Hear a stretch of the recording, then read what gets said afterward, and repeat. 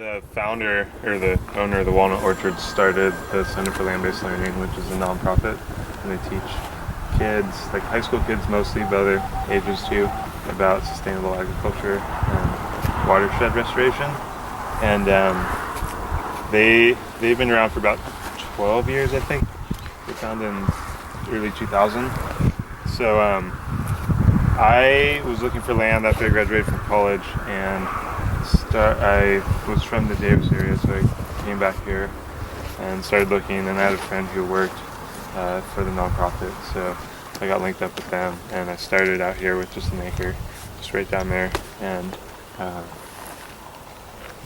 did that. Yeah, that was 7 years ago, and every year I've basically added an acre, so I'm 7 acres now. 7 acres. And I do fruits, vegetables, herbs, chickens now, and sell it all to the Bay Area, mostly to restaurants and grocery stores and high-tech companies. Yeah, so I'm doing great. 7 acres. I'm kind of maxed out now, actually, because they just started another program out here that you guys are going to talk to them later, right? Yeah. The CFA, the California Farm Academy, where they teach people how to farm who are older than high school kids. So they're like, I think from college age all the way up to people in their 50s and 60s, and so they have 5 acres that they use as educational, and also to lease out to people who finish their program. So that's kind of what this whole place is, and they've done a lot of cool projects, like right here with like hedgerows, like right behind you. So I benefit from having a hedgerow that basically encompasses the whole farm. And I'm not, the land I was on was certified before I got it, but I just opted not to get certified because no one seemed to care who I was selling it to. So everything I do would follow like the organic guidelines, but I just haven't gotten certified. Do you know there's a waiver right now? Really? Yeah, there's the CCOF has a waiver for first time, for people who are getting certified for the really? first time. So if you're interested, although it may be through NRCS, but I think you can do it through NCAT ATRA too, so like Marisa. Okay. So if you ever wanted to, it might be worth looking into. Yeah, definitely. It could be nice. Not that I'm pushing her yet. Yeah. We're already doing it. What is that waiver? Basically, what it's there's a first time fee for actually getting certified. That's like maybe $350 or something, or maybe it's a little more. Yeah, I think it's somewhere between like $300 and $500. Yeah, and then you still have to pay the inspection fee down the line.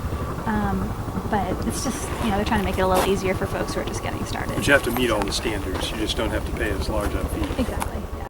Toby, is it just you working the 7 acres? Yeah, it's me, and then I have seasonal employees. So I'm in production, like with the exception of the eggs, which are year-round.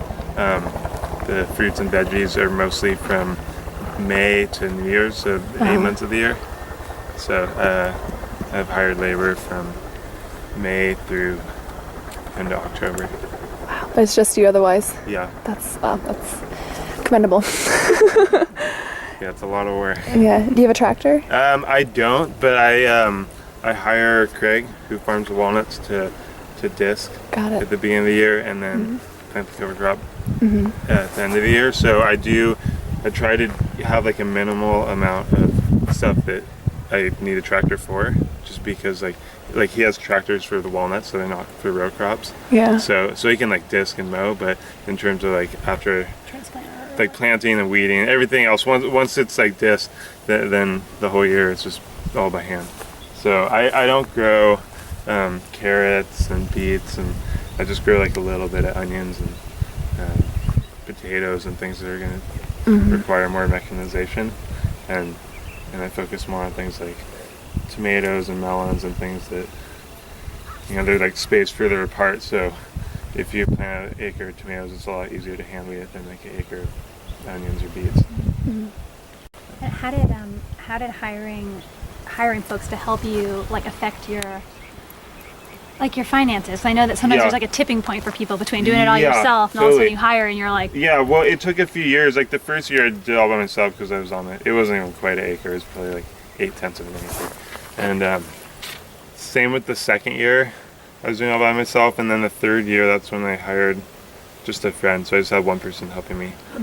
It wasn't that much labor, Yeah. so it wasn't in terms of like finances that big a deal. And really, I've just kind of scaled up. Like every year, I added like another 1 to 2 full-time people. So now in the summer, it's about 7 full-time Wow. people, six or 7. And yeah, it's definitely been worth it.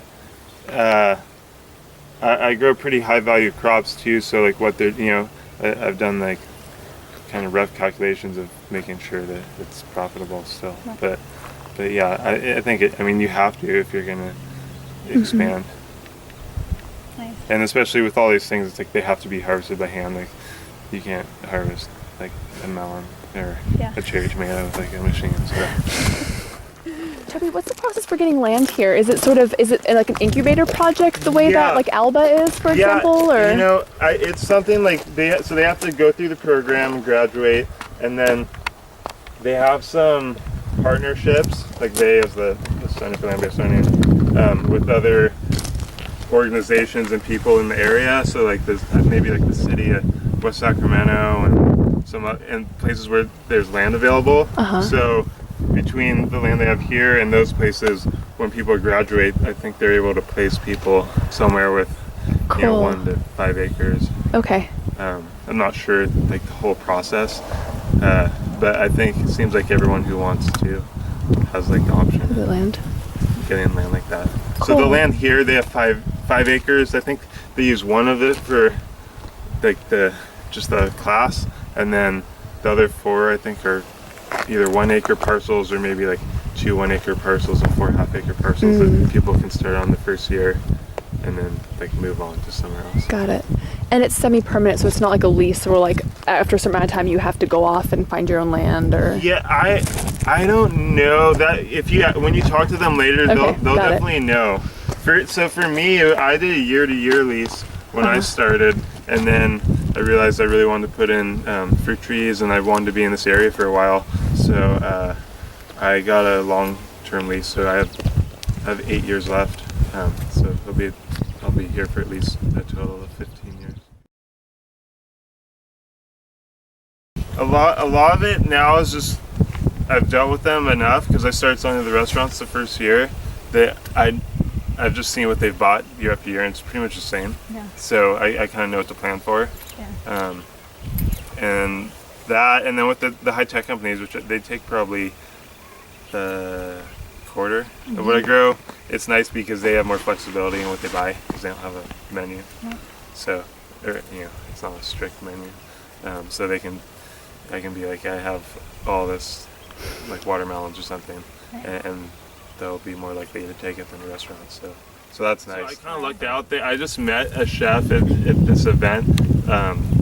It was the Slow Food Nation event that was in San Francisco. That was like 2008. So I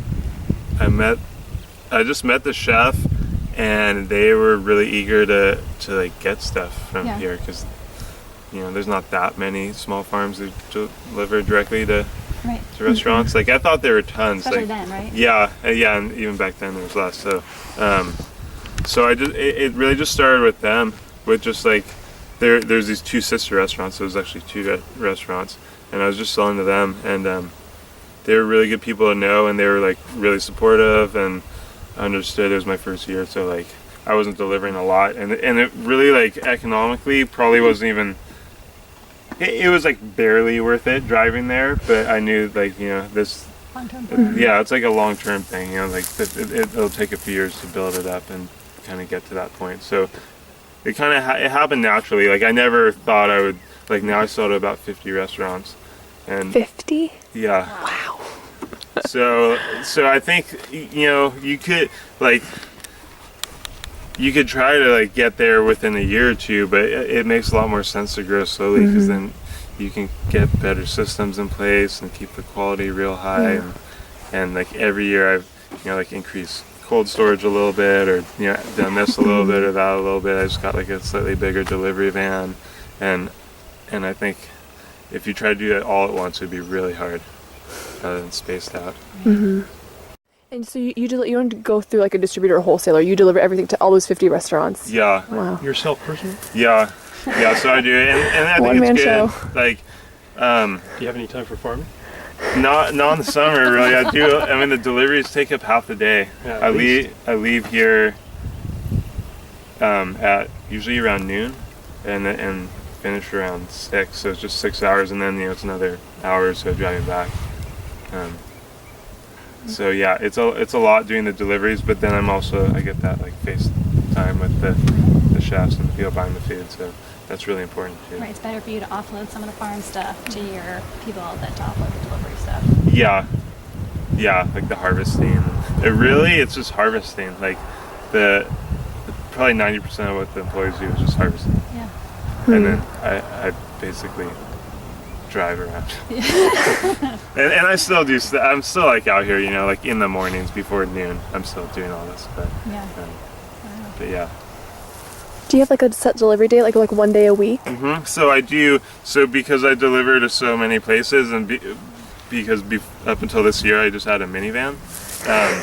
Wow. I was going down Monday through Friday, so 5 days a week. I do deliveries. Oh. And I would go Monday and Wednesday. I would do the high tech companies because they're open Monday through Friday in general, and they want food the first day.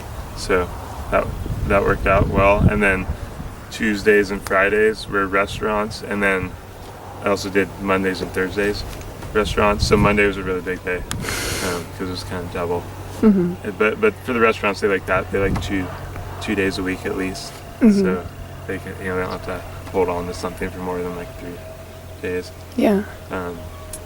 And yeah, it's worked out really well. That's also something that's kind of shifted through time, and that seems like now it's working out really well with those days. I'll probably keep it that way, and then I have to deliver on the weekends. So I just email out a list every week, and sometimes I change it like midway through the week if something happened, like if I have extra or something or less of something. And yeah, I do. So I just email out once a week, and sometimes I'll give people reminders. Like I was always worried at the beginning, like about bugging people, but from what I heard, people like the chefs, they're so busy, they like don't mind. They're like, oh, I totally forgot that like you're coming, or I didn't know you had that. Like you should have emailed me again. So you could email and then my friend who's a chef for one of the companies I sell to, he's like, oh yeah, people email us like every day, like the list, like 7 days a week. So I think the more the better. I probably wouldn't do more than like 3 times a week or something like that. But yeah. Definitely like kind of reminding them that you're there, because I think a lot of people do get stuff from a lot of different places, so it's good to do that.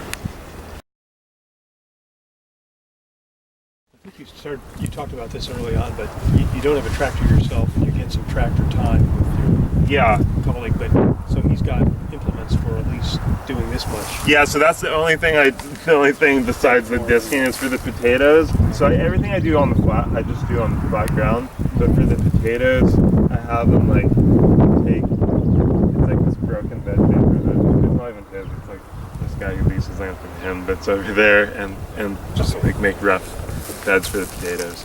But then I have to like rake the. But everything else is just flat ground. Yeah, I just do it flat, and it like seems to work really well. There's no problems with drainage or other things, so it's a lot easier.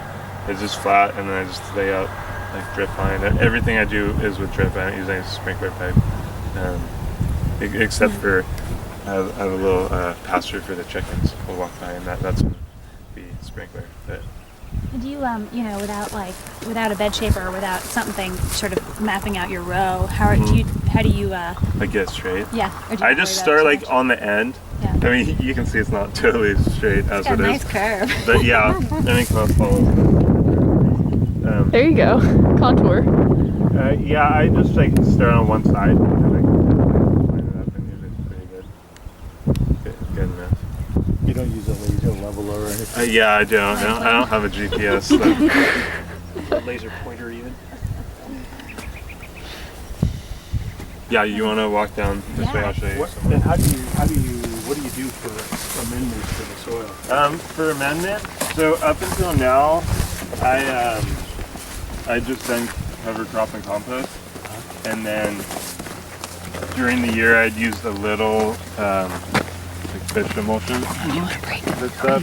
And this year I actually bought some like a dry fertilizer, organic fertilizer, and I'm gonna put it down right before I just in the cover crop on the other side.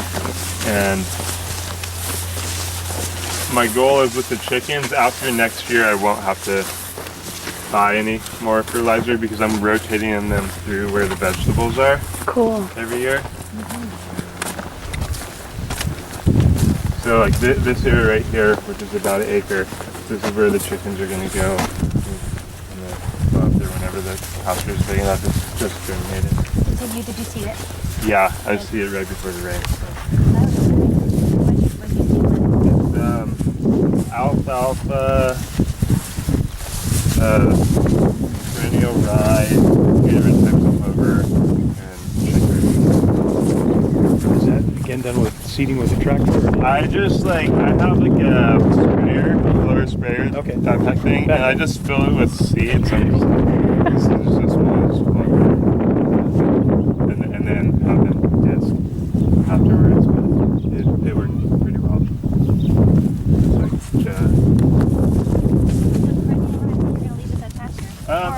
It's gonna be, so what I do is, so I'll have the chickens, so there's the orchard right there, right? And they're in the orchard from about November till right like into April, beginning of May. So like half the year, and then in an acre of like next year they'll be over on this side, like of the vegetable area, and during the summer. So I'll have this in pasture, and then in the winter I'll move the chickens back to the orchard, and then I'll just keep that pasture going until next spring plant vegetables. This is a system that this other farmer, Rich Collins, he grows endives over in Rio Vista, but he also started farming blackberries recently, and he showed me this design, and it's really cool. The whole trellis flips down, so over here where these berries are, that was all upright just a week ago, and for pretty much the whole year it's upright except for about a month in the spring, right when they break out of dormancy and start growing. So I just put them down, and they'll be like this for the next month, and then I'll put them back up, and this way all the new growth faces up towards the sun. So like this is like you can see all the growth is going to be growing up, and all the flowers are going to be growing up. So all the fruit's going to be on the side, and then you just put it up. Which it's actually really easy. Just like they all rotate like that, and then you just make a figure 8 around those 2 bolts with the wire to keep it up. Oh, cool. And then because that's for the east or the west, all the hot afternoon sun is from that side, so the fruit's in the shade, so it gets sunburned. And it also makes harvesting. You don't end up with additional shoots coming out the west side? No, none.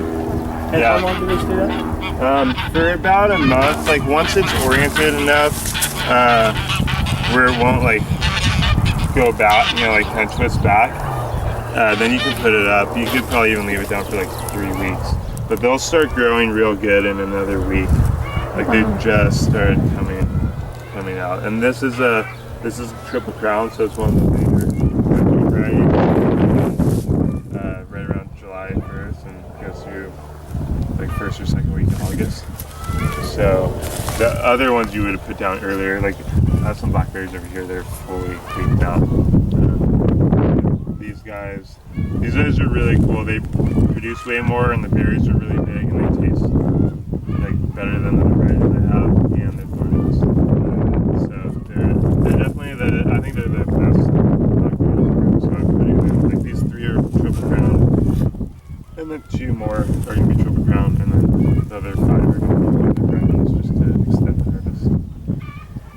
cool setup. It's awesome. And It- you'll tell me what this is about. You don't Yeah. know it yourself. So to recap, so it's just you want to orient it north-south, right? Yeah, so you want the rows to be north-south, and then what you do is you rotate it down just right when it's breaking dormancy and starting to grow. So all the new growth faces up towards the sun, and all the flowers do too. And then you just put it back up. And So then you have one-sided production. yeah, and then the other side, which is facing towards the west, is getting all the sun exposure, so it shades the fruit. And the other cool thing about it, it's like if you want to do like foliar sprays, you have this whole like wall of leaves to spray stuff, so you can do that. And because when it's upright, it actually it's at a slant. It's not fully upright. It's about 10 degrees to the right. To the east. Yeah, towards the east. And the new growth, so blackberries, they send up new canes every year, and those canes don't produce fruit that year, but they produce fruit the following year. So what you have to do is at the end of harvest each year, you have to cut out all of this growth and leave the new canes that start growing, and then train those up on the trellis. And it gets confusing because the new canes grow during the during the time that these are being harvested, and they usually get in them all like that.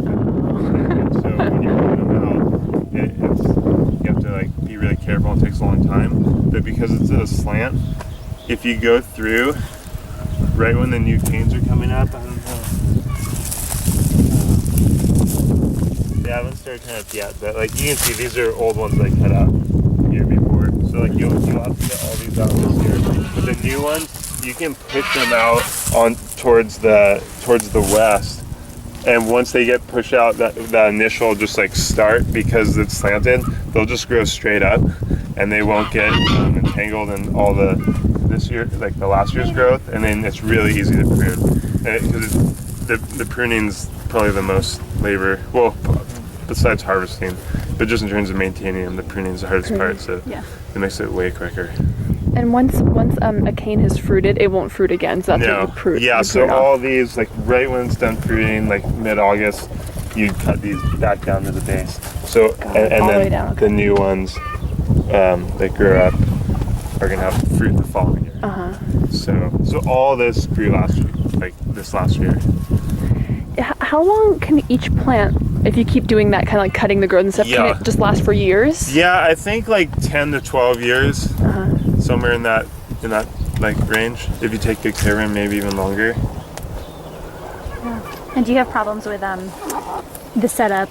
How long does this set up with the wood and with that before it? Yeah, busts? so these are juniper, and it's supposed to be rot resistant for 50 years, more rot resistant than redwood.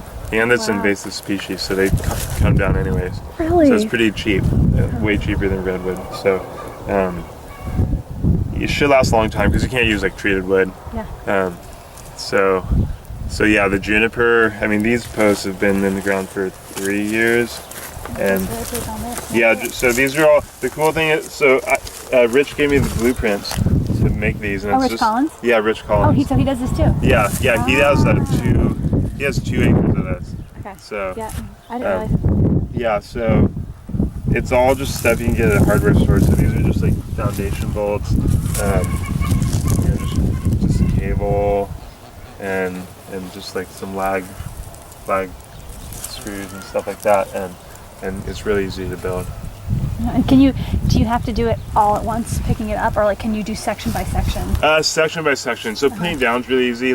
I did both these rows, or all 3, in 10 minutes. Yeah. Putting it up's a little harder. You have to I'll grab a T-post, and I'll move one that far, and put a T-post under and move them all that high, and then come back, and then usually it's 3 passes. And that's just by yourself. If you had a few people, you'd probably do it quicker. But it's pretty simple to do, and I haven't had any issues with it breaking. Very cool. But the biggest advantage, by far, is they don't get sunburned, because if you had them just a normal trellis, you'd lose a lot to sunburn. 40-50% is what Rich Of the said. fruit. Yeah. In the Central Valley. If you're out near the coast, it'd be less, but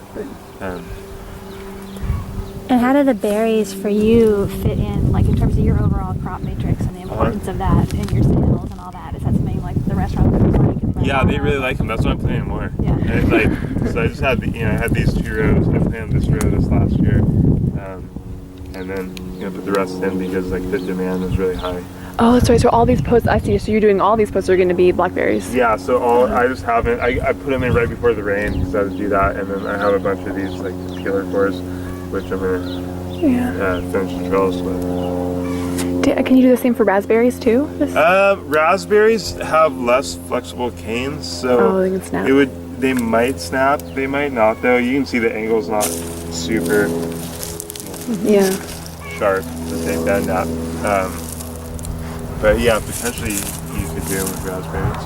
Mm-hmm. The thing though with raspberries is they do a crop on last year's canes like this, but it's a small crop, and then a crop on the current year's canes. So it would be more difficult, I think. The pruning part. Yeah. Mm-hmm. Very cool. Yeah. Did you say this for example? Yeah. So that is last year's. Okay. And So- when do you cut those off? You cut them off right when the harvest is, which is going to be mid-August. So the leafing you're seeing is on last year's. Yeah. Okay. So they call those the fork cane, the primal cane, which are the new year, like year's growth floor cane. So it all grew last year, starting in the springtime. It went dormant in the winter, and then this new growth on it the second year. One thing that's unique about that though is I didn't really show you, but the canes at the bottom I train like kind of like a grape, so they come out to the side and then cut them, and then the new growth comes up. So to do that, you have to elevate where it rotates. So that's why that bolt's like 16 inches off the ground, I believe. So that's something that Rich actually just kind of came up with himself, and he actually didn't even do it. He just had the idea. So I think I was the first person to actually do it, but it works really well, and it just kind of gets the berries like more off the ground, and yeah. So this is the fruit tree orchard. So every row is something different. So how many years old is the orchard at this It's point? 3. It's like going on its 4th year. This will be its 4th year. Awesome. Want to say something about irrigation? Yeah, definitely.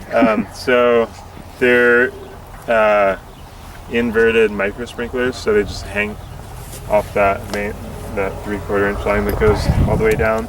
And the reason why I did that is so I can cross mow underneath pretty easily. Crossbow. Yeah, so I have an ATV. That's my main mechanization with a flail mower on it.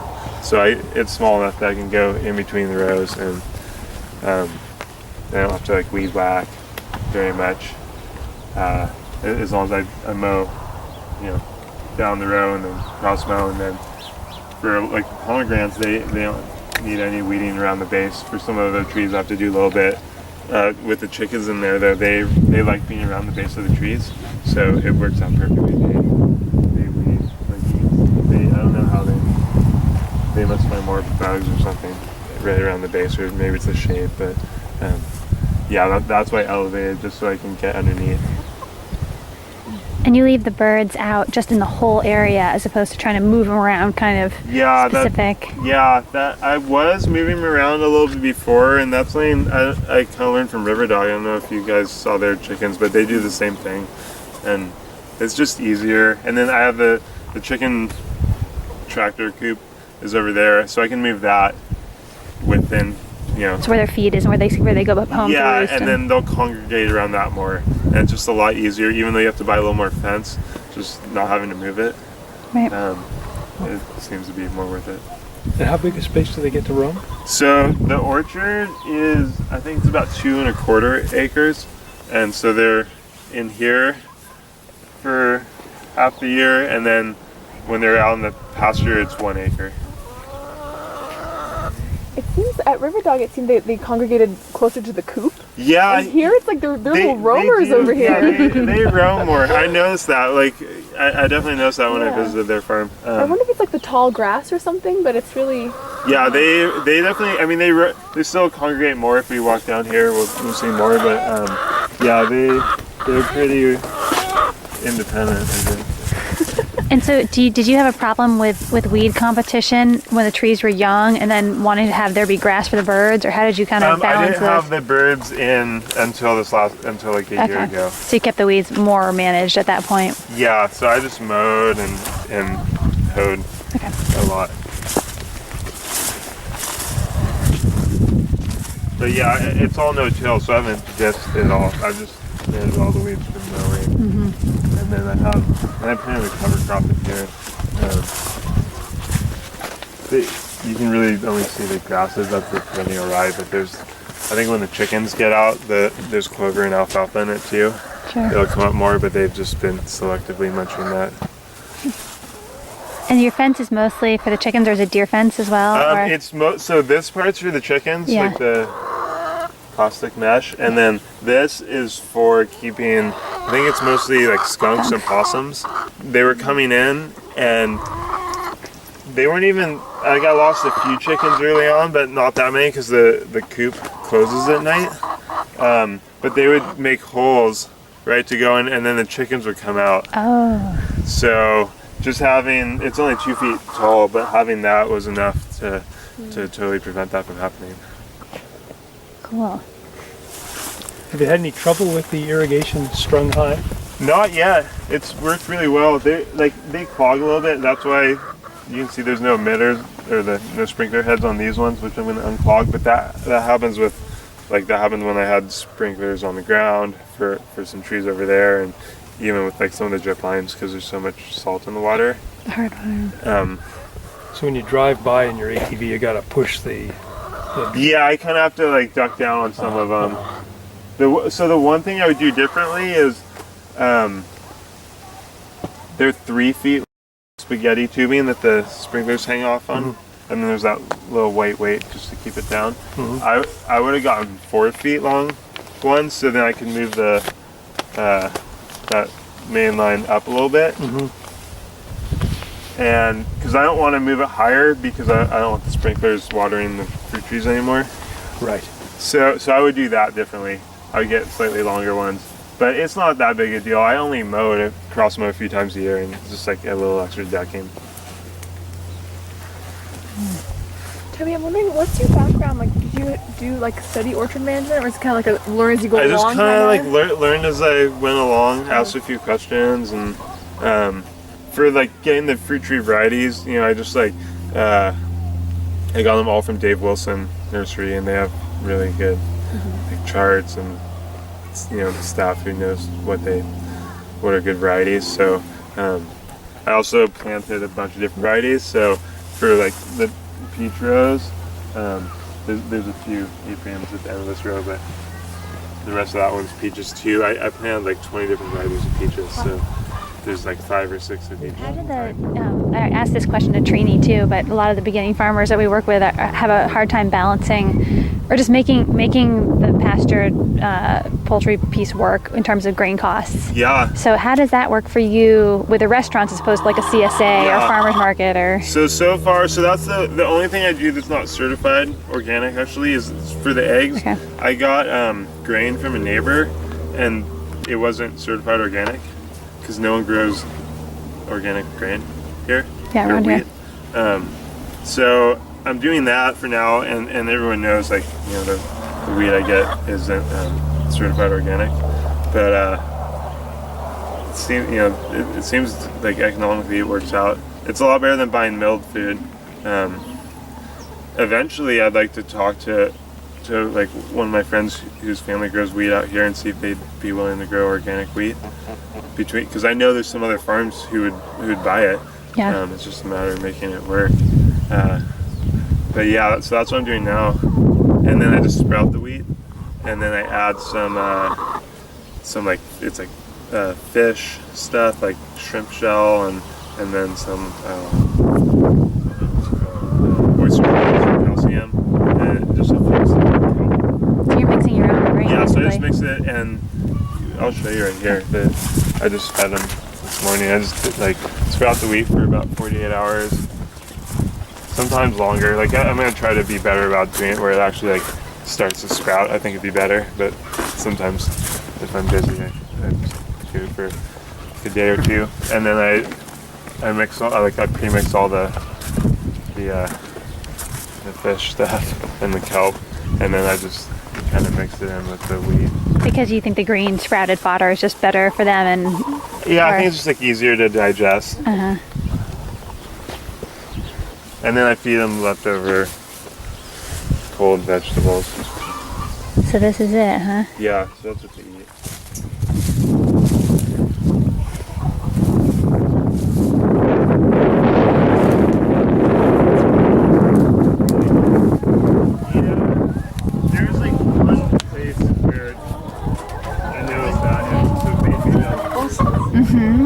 Yeah, that's so awesome. There's so many of them.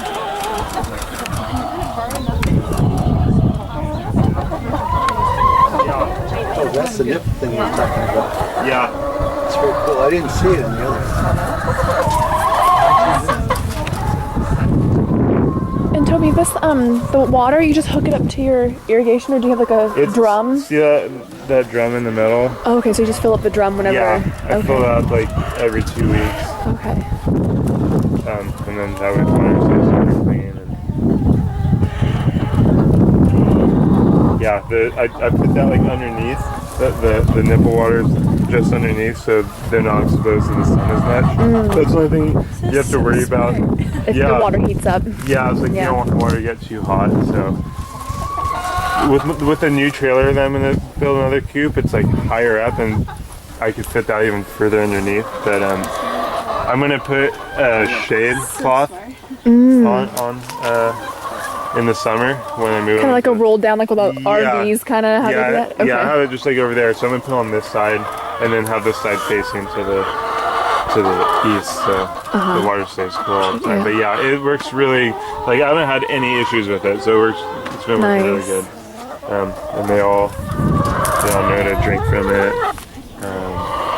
Have you had any issues with the heat out here, like chickens overheating, or no? Not It's yet. pretty- No, yeah, I think it's pretty shaded here under the trees and yeah, stuff. And so, with that, and then like with the shake cloth out, I have little misters that I can use too. Like we got the outside to keep them cool. But yeah, I haven't had any issues with that.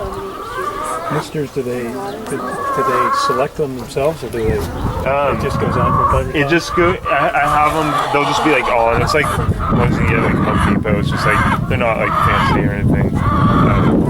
Just like they just mist a little bit of water and keep it cooler. Now your opening over here that lets them in and out. Oh yeah. That's on a timer? Yeah, it's on a. I just bought a kit. Like this thing right here is attached to it, and that's a photo sensor. So okay. it just it opens and closes at sunrise and sunset. Okay, so it's not a timer. It's a photosensitive event. And it actually swings the door shut. Yeah, it just opens and shut, and it's worked great. Like Have you seen that before? I've never seen this style. We just got the same one at Hidden Villa, the little guillotine door. It's like from a German company. Yeah. And it's also light sensitive, but this is way more, I mean, I don't know. Just it's a little like that. There's like you just like install a AA battery and it's good to go. Yeah. But Yeah, this like I got the solar panel option, so I don't have to like plug it in ever. But there's a battery too. I just mount it on the inside. I'll show you like back here. This is where the eggs are. it's such a game changer, that door. Yeah. Oh, cool. They'll roll them back into with their beaks. But they all the eggs roll into the back. And does that work for the most Yeah, part? occasionally, like I'll get pretty much one broke hole a day. Like I collected them this morning too, but like they can still get their heads underneath here, and like the egg's only like this tall, so I could see like putting something that's like Even a little lower, so they can't get their head there, but they can still roll back. So that's just something that I don't know if it would. I don't know if when they peck them like that, they peck it when it's still inside, or if they're when they're reaching through and trying to pull it back, which I kind of think they are. but it's not a big issue. I get about 12 dozen a day, and there's usually one or two broken ones a day, so it hasn't been too big of an issue. And you're doing Easter eggs already, I see. Yeah, and I got the green ones. Do you find people they have a preference for those at all, or not? So I'm selling them all to restaurants right now, like all to really just one restaurant, so they don't care at all. Oh, yeah. Okay. They just grab them, before anyone sees it. What So. What do you sell if you don't mind my asking? I sell them for $5.50. $5.50. Okay. A dozen. Look at you, trouble. Yeah, it's finished up. It's gonna go back there. So in some senses, because those guys, who's laying The green ones are the Araconas. They're like the bearded ones. and they don't lay as many for. You know what? They've been laying a lot. I don't know exactly how many I have, but they lay quite a few. And then I'll show you the other side of the coop.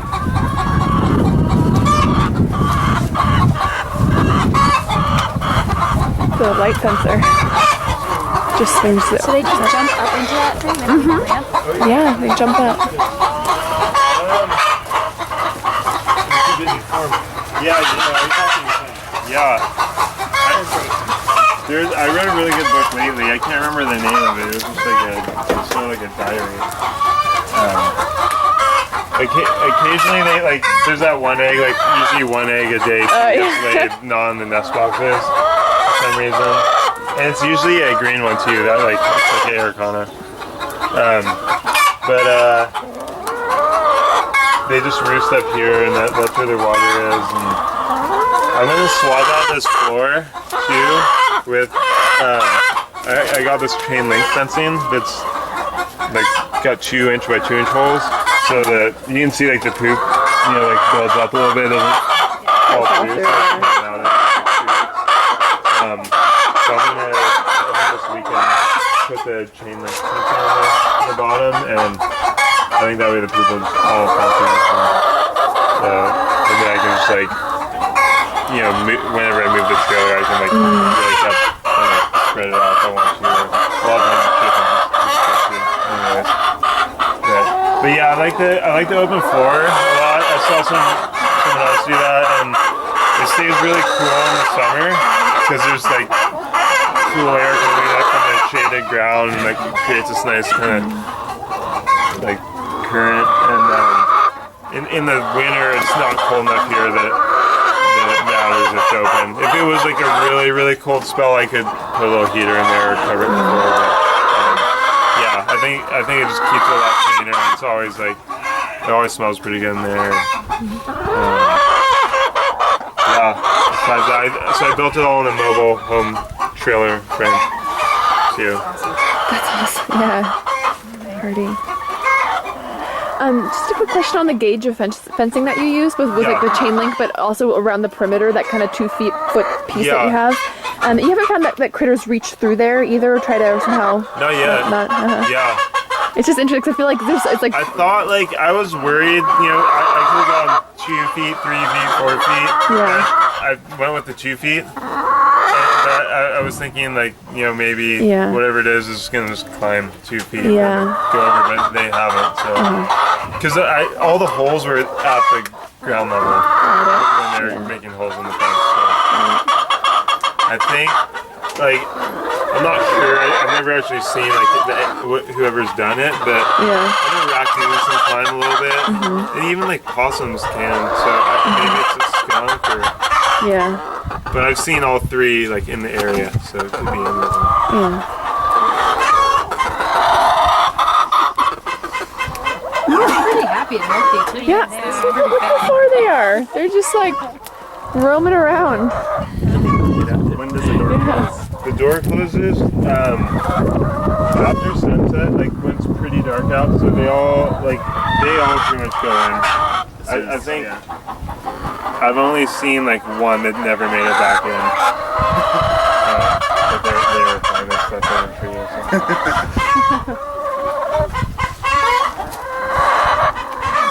Yeah, and then So just in terms of like the trees, these are all figs. These are the peaches. I'll show you. Like they set like a really good crop this year actually. I was a little worried.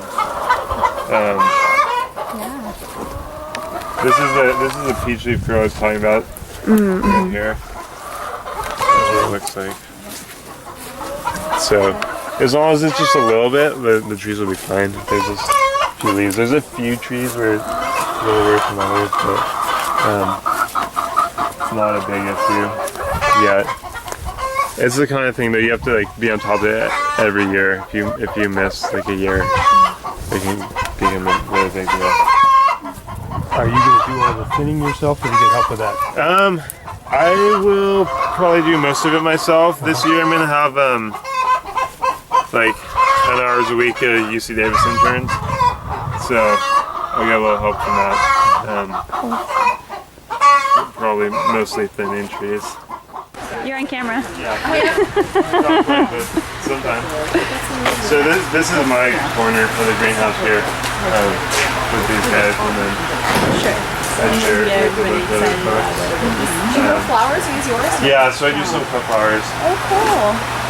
Actually, so a lot of what I grow in here, I grow because the nursery I sell to, they have 1,000 like plant minimum per variety. So the things I'm only gonna grow like 100 of or 200 of, I start myself. So like the flowers and some of the different melons and onions and things like that. I just started here.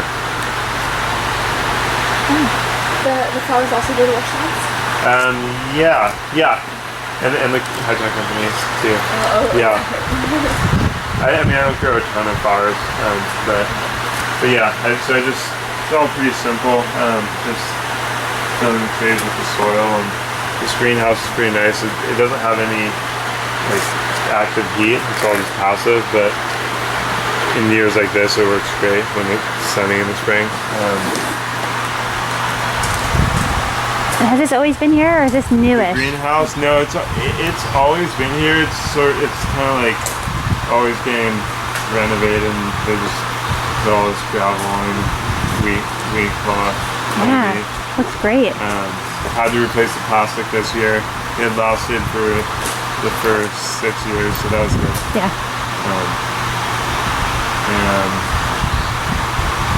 Yeah, just a greenhouse. Nice. Good house. And so this is mostly CFA stuff? Yeah, this is, I'm not actually sure who's what, but Yeah.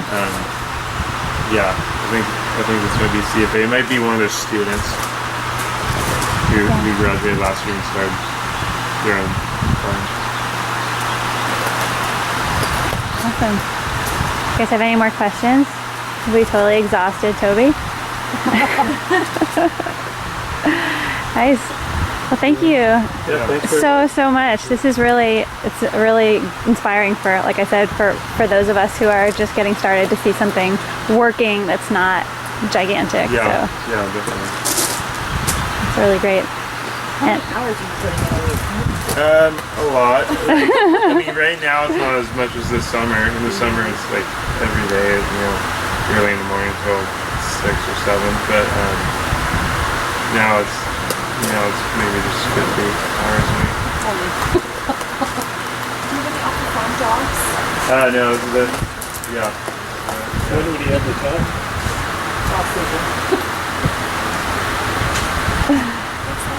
Yeah, Thank yeah, you. really good. Yeah.